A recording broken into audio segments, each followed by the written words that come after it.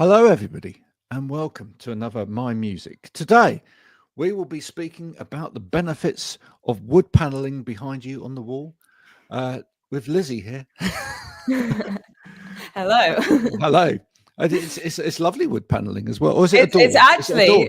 actually orange curtains. Oh, it's orange curtains. Do you know what? It When looked like wood. But when you said it, I was like, it does kind of look like wood it paneling. does. It looks like wood. It looks like wood on the camera, but it's not. It's No, orange it's curtains. orange curtains. Lovely, lovely shade of orange.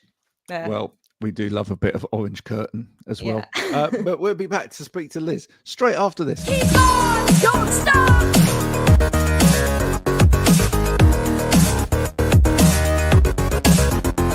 Keep on, don't stop.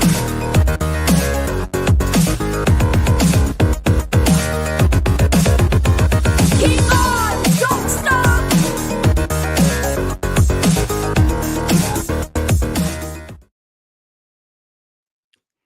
Now, so what do I call you? Do I call you Lizzie, Liz? Which one is it? Either one. People tend to pick what they prefer, and I'm fine with either. I've been Okay, going but by. going on brand. On brand is what? Liz, I guess Liz so. Mann? It's like Liz Mann, and then my Yeah. my Instagram handle's like Lizzie. So people just tend to pick and choose. I can't settle on a name. I've always had like Right. loads of different names. So You have to settle when once it goes onto vinyl. That's it. yeah, that's it. You've got to lock it down. I guess Liz Mann is like the official name, and then Lizzie's like the nickname. I picked you up on Instagram. That sounds totally wrong. What I mean by that is musically, I picked you up on Instagram. Yeah, it's one of the things that I like to spend a bit of time doing. Is going through and trying to find. It's a great game if you haven't played it out there. Spend a bit of time just going through Instagram and seeing if you can find some musicians that you've never heard of before. There's so much out there, And so much. Instagram's definitely my favorite platform for that. For like doing the scroll, listening to little bits, and then going, "Oh, actually, that's caught my ear slightly." Well, okay, let's go back. Let's throw it back the other way to you then. So obviously that's how I found you. But when you're doing the scroll and you're listening to stuff, what is it you are tending to listen for at the moment? What is it that is catching your ear? Well, the things that catch my ear, usually things that catch my ear are like melodies. They're the things that stick out to me the most. So if I hear a song on Instagram that's just got an unbelievable melody, that will usually make me stop scrolling. Yeah. Does it have lyrics? I was going to say, does it have to be vocal melody though, or no, like almost guitar line, or synth? Just I think melody is just like the top card of music. So yeah, that's the thing that gets stuck in your head, and that's the thing I always like look out for. So yeah, if I'm just scrolling and I hear something with a good melody, that will be what makes me stop, I think.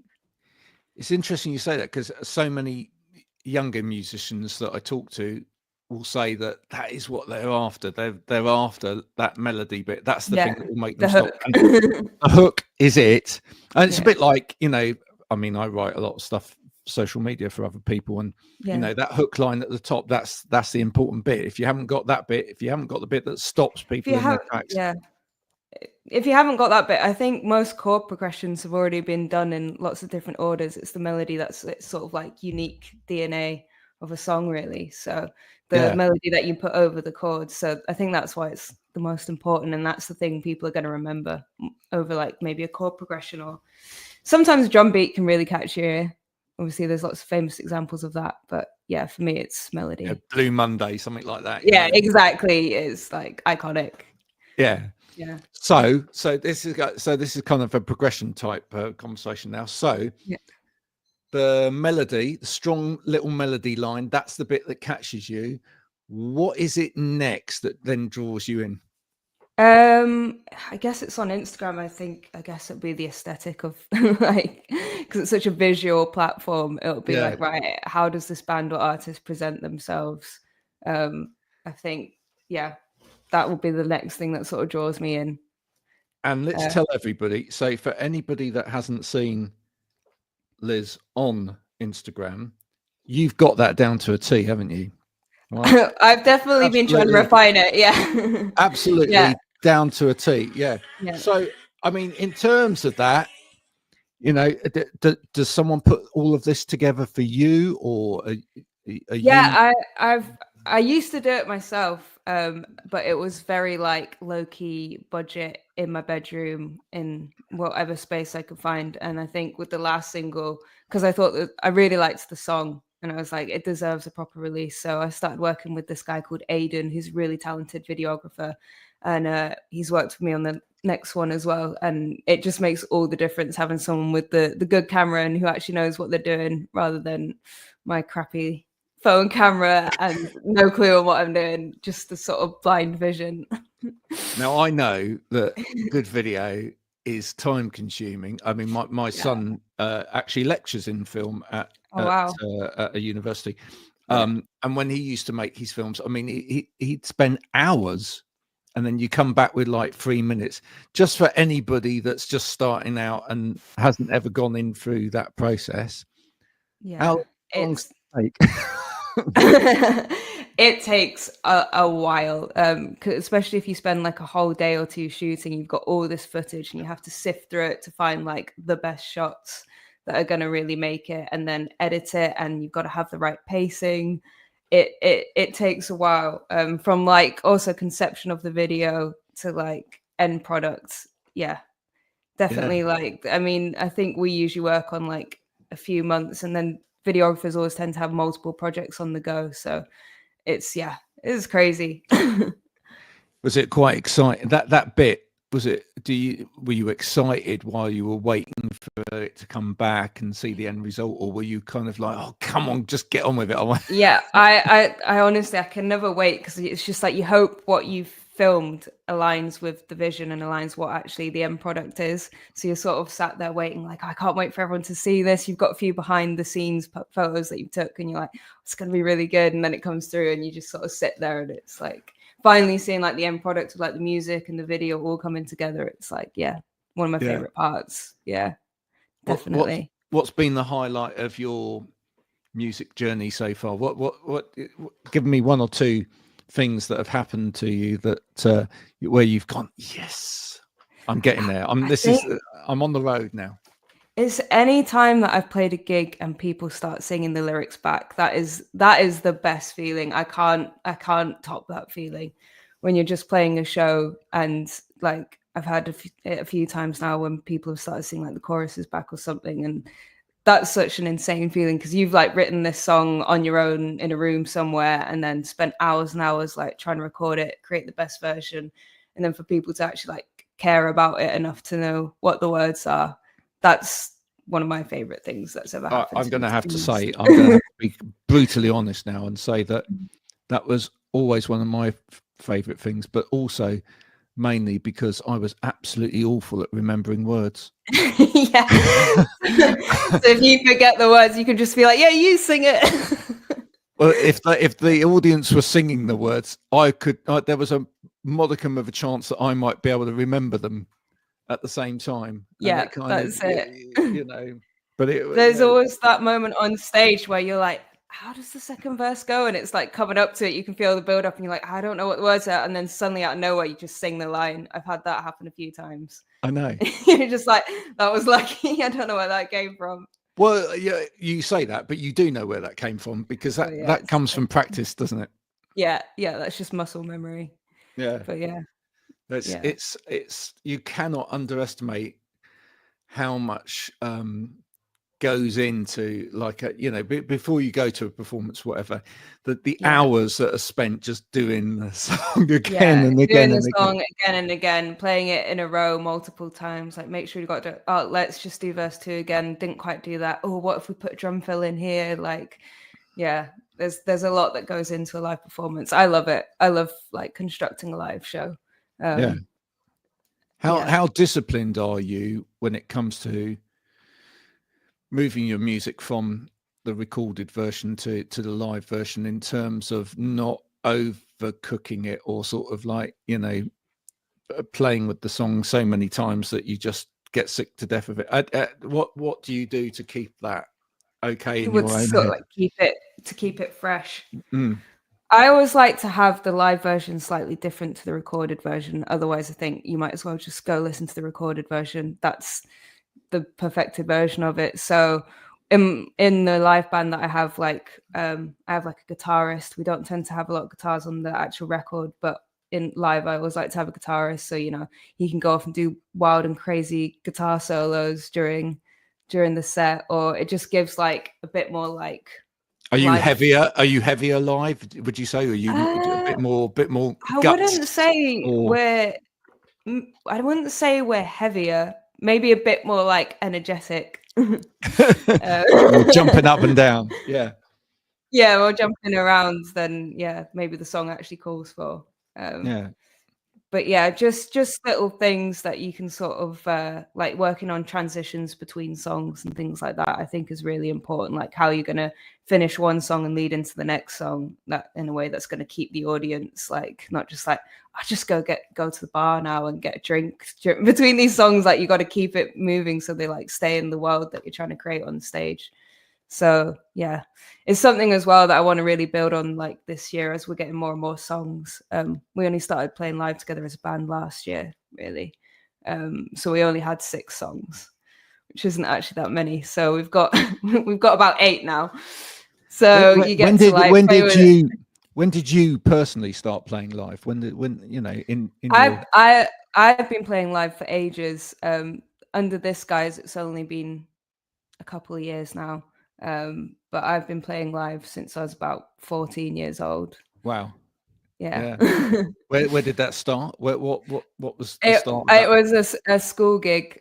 I Yay. think. Yeah. So the first one ever was it was a school gig. It was someone's music assignment, and I remember being really, really scared. I was singing, and I don't think anyone could actually hear my vocals at the time. So that was the first gig. And then after that, I was in this band and we started playing around the sort of like local pubs. We couldn't get in normally because we were 14, but because we were playing music, they'd let us in and then we'd have to go after the set. But there was quite a good music community where I grew up. So people were quite understanding that we were only 14 and trying to play like the Rolling Stones or something like that. I mean, you look like if you watch the videos, I mean, you look like a confident young woman. Seasoned pro. But back in the early days, before all of that, and when you first started, were you quite a shy person before? Yeah, very shy. Very shy. I'm quite a shy person in general, actually. I think a lot of people come to watch the show who know me and they say, like, I would have never thought that was you up there. Music sort of gives me that outlet to sort of put on that confidence that I don't usually have. And definitely when I first started performing live, I was so nervous. But the more you do anything, the more confident I think you sort of build that muscle, that performance muscle. So it's been a bit of a journey. Where are you still shy in life? If like, if we were at a restaurant and you got a hair in your food or whatever, would you complain or what is it that? No, absolutely not. I just pick it out and politely politely eat the dish. I don't know. I'm definitely becoming more confident as I grow older, but as a kid I was definitely a lot more shy. I'd always be the kid at the corner of the party, not wanting to talk to anyone. I think people find that one a bit odd, and I think sometimes that can be quite a difficult thing for people to navigate, especially as they move on in their career and they start to get a little bit more well known and they start to get a little bit more traction, which is that people see you up on the stage and you're this, and then you come off stage and especially if you are underneath more of an introvert, etc. People want to come and talk to you, but it's not necessarily a natural thing. I'm okay with people coming to talk to me after the show. I always find that really nice. I've never struggled with that. I think it was in the beginning, it was just the nerves of going on stage and being like, what if I've messed up? Have I practiced this enough? What if I forget the lyrics? But like I said, the more you do that, the easier it becomes. Can I ask you about, in terms of your peers, Yeah. And other people that are putting music out there at the moment. Who are inspirations to you at the moment? I've got so many. I've got so many friends that make music, and I think they're super talented and deserve like such a bigger spotlight. One of my really good friends, he performs under the name Broccoli. Right. He is one of the most talented people you could ever be. His music, he sort of like draws on a lot of like that sort of like early funk, but he has a voice like Michael Jackson. Wow. And he's just got like this incredible energy. And he like produces everything himself on Fruity Loops, and it's insane. I also played with this artist a few months ago called Yasmin Ko. Don't know if you've heard of her. Yeah, I have. I thought she was unbelievable when I was watching her set. I just thought like the songs were so well crafted, just had this really cool, like dreamy vibe about them. There's just so many. There's another guy as well called Callum Codd, who I actually work with. And he's got that sort of like new indie, sort of like anthemic indie down to a T. So yeah, there's so many like talented musicians out there, and like I'm so lucky to call a lot of them my friends. You could put these people together on a plate and it'd be a healthy meal. Cod, yeah, broccoli. cod and broccoli. Yeah, don't know where Yasmin Co fits in. But... No. Just need someone called parsley sauce now, and it'd be perfect. Yeah. But can you see your music changing direction at all at any time? How do you feel like you will keep it fresh in terms of? I'm influenced by so many different bands and genres, and a lot of the bands and genres I'm influenced by, I don't actually think sounds like my music. So I'm like really heavily focused on the synths at the moment, but like every now and again I just want to kind of like chuck it away and pick up a guitar again and be like, right, let's just write a real proper indie album, all live instruments. So yeah, I could definitely see myself like experimenting and changing the sound, but I think I'm trying to sort of build like a Liz Mann sound at the moment and a Liz Mann sort of world. So I don't want to like stray away from it too much. I'm kind of like really enjoying experimenting with synths and stuff because it was never something I really touched before. So it's been really interesting, like how you craft sounds differently and how you write songs differently using that instrument over like a guitar or a piano, say. Some of your favorite musicians that you've listened to in the past, or that you may have been influenced by, are they ones where they've had a career where they've done that? They may have followed a particular line for a while, but then I mean, they threw a curveball in there. Yeah, one of my favorite artists is David Bowie, and like, think about how many eras again and again. If you think so, I might change my whole look as well to go with it, just for fun. Like get like a mohawk. Would the hair ever go short? Yeah, I have had short hair before. I'm trying to grow it out again now, but I think, as with anything, as soon as you actually get to like having long hair, you're just like, yeah, just cut it all off again now. So yeah, maybe it'll be like the short bob, and I'll go into some like, I don't know, heavy punk. We'll see. complete shave. Maybe with the never say never. It'll be a new era. Absolutely. Well, you've mentioned other musicians and finding people in the band or whatever. How important is that from your perspective, not just in terms of crafting your sound and the music, but from the sort of social aspect of all of this, finding the right people? Yeah, you have to have the right people. You need that chemistry on stage. Like if everyone, sometimes some of the best bands have hated each other, but I think to make it actually enjoyable and to make it last, you need people who like you can have a laugh with, as well as like being really talented musicians. And I think I'm really lucky that I've found that with this band that play with me. They're like they're all insanely talented at their instruments, but also just like really great people as well, and got all the inside jokes, and like it's just a good laugh then. Yeah, you can't not enjoy it. Now you're probably gonna answer with my latest music, but what's the thing that you've created so far that you're most proud of? I think the whole Cherries campaign, with all the videos. And yeah, obviously it is my my last song. But it was just like I had this idea, and it was so like nice to see it just come from this little sort of like piano idea suddenly to like a full demo into the studio, and then like having all the visuals alongside it. I think so far that's what I've been most proud of, and seems to be the one that's took off the most as well. So it just like, yeah, I think I'm most proud of that one. Are you in a happy place with that sound at the moment? You feel like you're gonna I exhausted it completely yet? Not yet. I mean, I've already got the next two lined up, and they're very much in that sort of world. I think they complement it really well. So I'm quite happy with that sound at the moment. I would like to add a few more guitars on maybe the next one that I record, because I do love the guitar. That's my like first love. So yeah. if there's a if there's a guitar to be put in there, it needs to be put in there. And you've obviously got a nice guitar in the video. In a dream world as well, would you get a guitar sponsorship, and who would that be by? I would love to have a guitar sponsorship. It would either be that one was a Gretsch that I was playing, so it'd either have to be Gretsch, or I love a Fender as well, like just classic. You cannot go wrong with a Fender Stratocaster.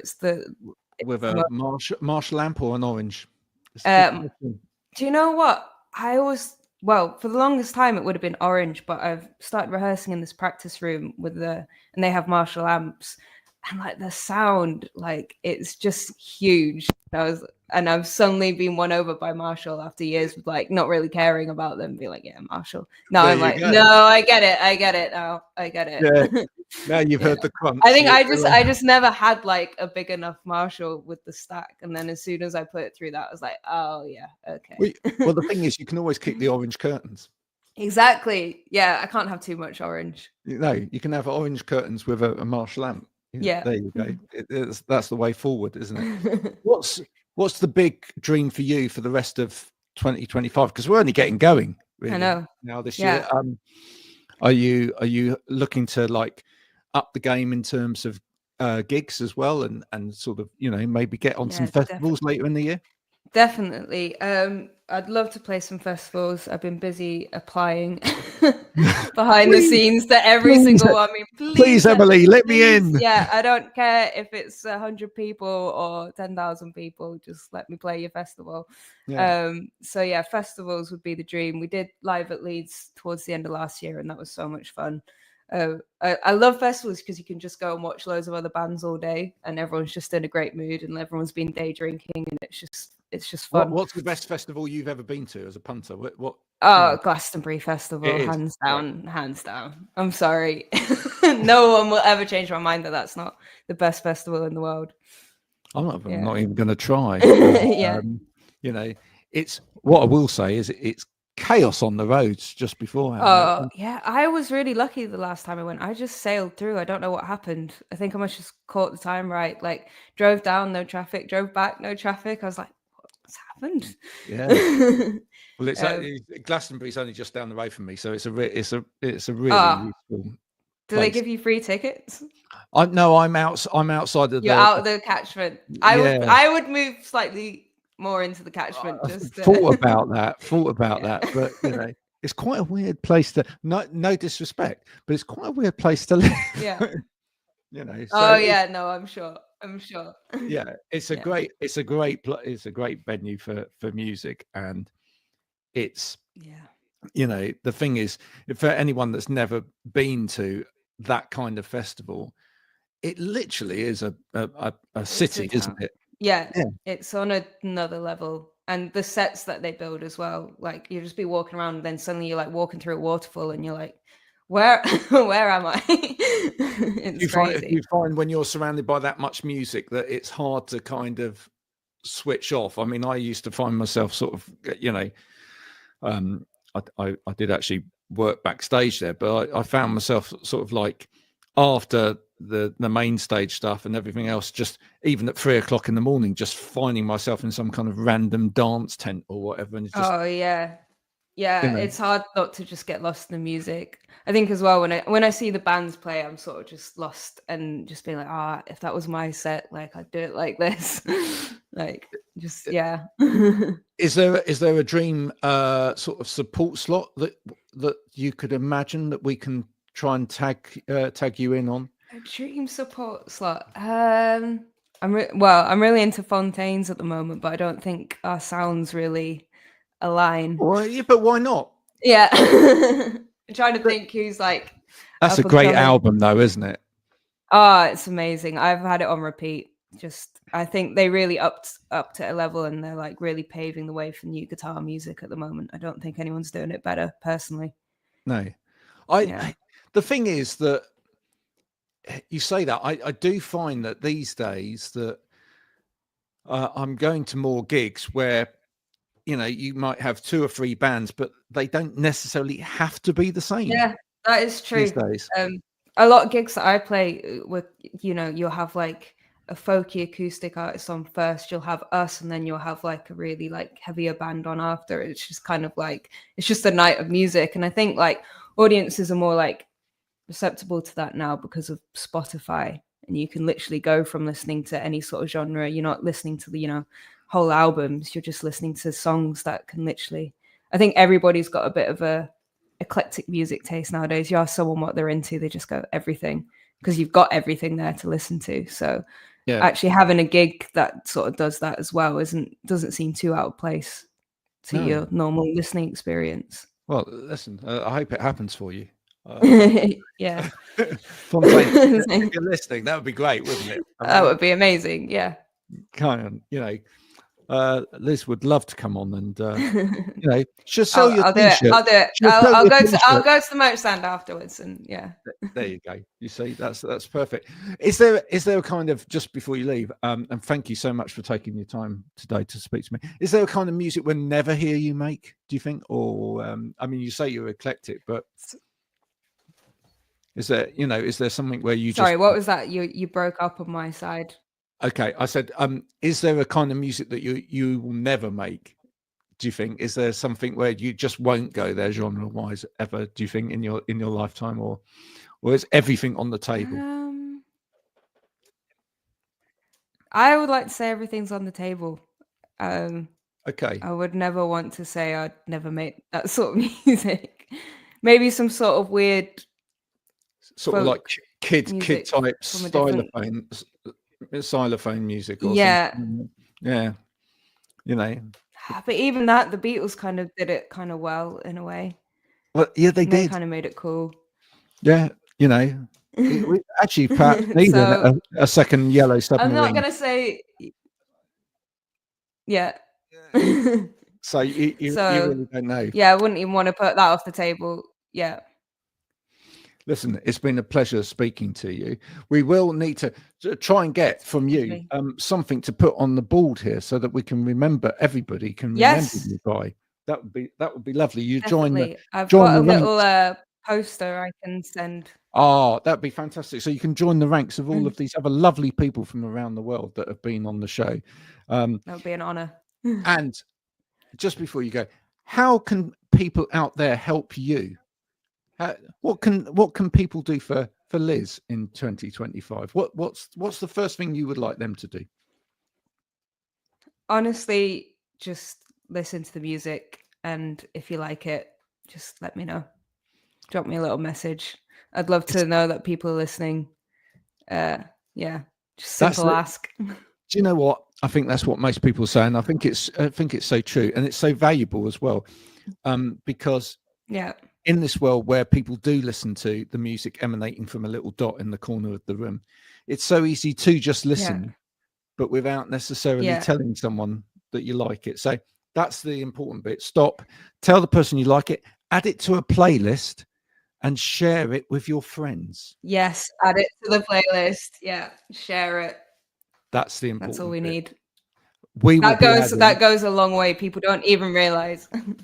Well, we will be adding your latest song to our playlist, the My Music Podcast playlist, straight after this, so that it goes a little bit further. And folks, you can pick up on it there. But do go and follow Liz Mann on the social medias as well.